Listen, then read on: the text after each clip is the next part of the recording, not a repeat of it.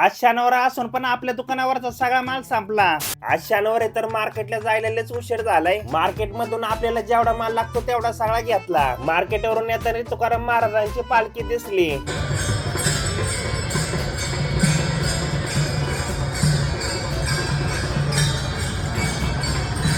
चला मी तर आलो दुकानावर आणि दुकानावरची पण सगळी कामं करून घेतली। 4 वाजले त्यांनी निघालोय दुकानावर। दुकानावरचा सगळा सेटअप लावून लगेच माल पण लावायला घेतो। माल लावत असतानाच पहिला ग्राहक आला, त्यांना दिला रोहू मासा। त्यांना फ्राय आणि कालवण करण्यासाठी पीस करून दिले। आपल्या भावाला दिलता माझ्या आवडीचा हा मासा। याला तुमच्या इकडे काय म्हणते ते कमेंट मध्ये नक्की सांगा। भावाला दिले पेटी पीस करून। बिना काट्याचा मासा 160 रुपये किलो आहे। रोहू मासा 180 रुपये किलो। रूपचंद मासा 170 रुपये किलो आहे। जिलापी 150 रुपये किलो। कोळंबी 600 रुपये किलो।